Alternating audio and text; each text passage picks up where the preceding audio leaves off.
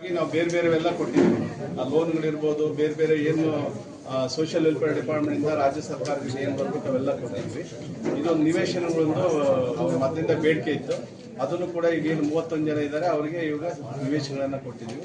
ಆಮೇಲೆ ಮತ್ತೆ ಇನ್ನು 2 ಕೋಟಿ ಅನುದಾನ ಈ CC ರೋಡ್ಗಳಿಗೆ ಇನ್ನು ಕಾಲೋನಿಗಳಿಗೆ ಬಂದಿದೆ, ಅದನ್ನು ಹೋಗಿ ಮುಂದೆ ಅದನ್ನ ಪ್ರಾರಂಭೋತ್ಸವವನ್ನು ಕೂಡ ಮಾಡ್ತೀವಿ. ಆ ದೇವಸ್ಥಾನಕ್ಕೆ ಇನ್ನೊಂದು 10 ಲಕ್ಷ ಒಂದು ಏನು ಸಮುದಾಯ ಭವನಕ್ಕೆ ದೇವಸ್ಥಾನಕ್ಕೆ ಅನುದಾನ ಬೇಕು, ಅದನ್ನು ಇವಾಗಲೇ ಕೊಟ್ಟಿದ್ದೀವಿ, ಅದನ್ನು ಪ್ರಾರಂಭ ಮಾಡ್ತೀವಿ. ಸರ್, ಎಷ್ಟು ಫಲಾನುಭವಿಗಳಿಗೆ 31 ಫಲಾನುಭವಿಗಳು.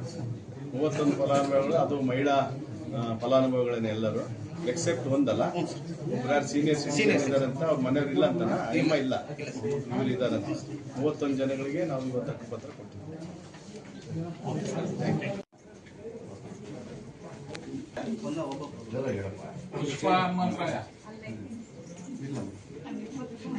ನಾಗರತ್ನಮ್ಮ ಚಂದ್ರಪ್ಪ, ನಾಗರತ್ನಮ್ಮ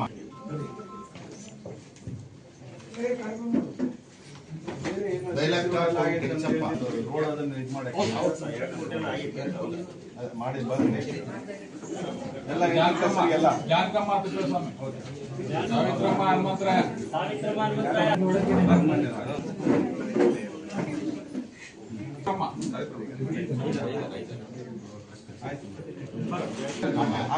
ನೋಡು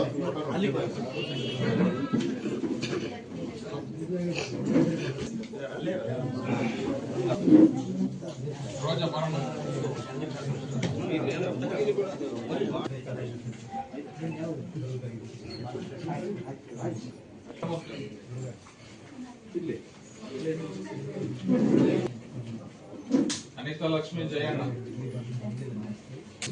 ಗೌರಮ್ಮ ಮಾರಪ್ಪ,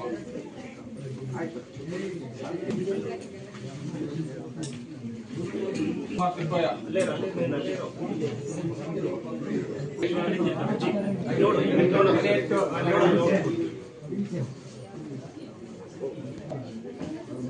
ಯಜಮಾನರು ಬಂದರ ಮಹಾಲಕ್ಷ್ಮಿ, ನೀಲಮ್ಮ, ಮಹೇಶ್, ರುಕ್ಕಮ್ಮ, ಭೂತಣ್ಣ,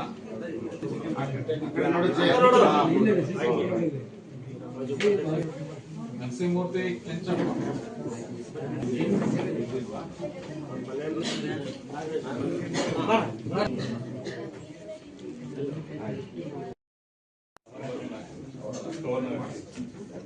ಏನ್ ಮಾಡ್ರಿ ಗೊತ್ತಾ, ಇದಕ್ ಮಾಡ್ರಿ, ಇವ್ರು ಮನೆಯಲ್ಲೆಲ್ಲ ತೆಗೆದ್ರೆ ಲೋಕ ಆಗುತ್ತೆ.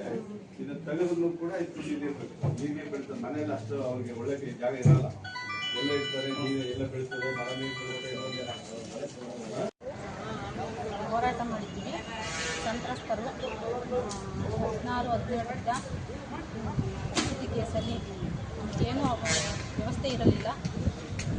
ನಿವೇಶನ ಹಕ್ಕುಪತ್ರ ಕೊಟ್ಟಿದ್ದಾರೆ MLA ಸಾಹೇಬರು ರಘುಮೂರ್ತಿ. ಅವ್ರಿಗೆ ಮನೆ ಮಾಡೋಕ್ಕೂ ಅವಕಾಶ ಮಾಡಿಕೊಡ್ಬೇಕು ಅಂತ 31 ಜನ ಸರ್. ಹಾಂ ಸರ್, ಮನೆ ಬೇಕು. ದೊಡ್ಡ ಪವಿತ್ರ 16-17 ಸಾಲಿನಲ್ಲಿ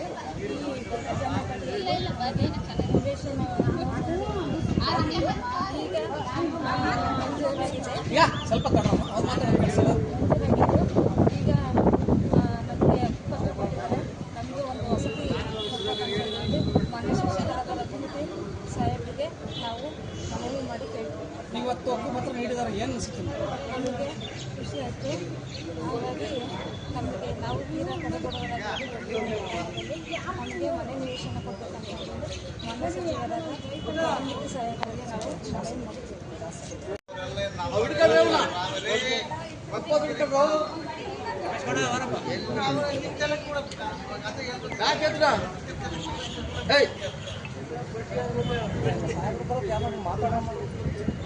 ಮಾತಾಡ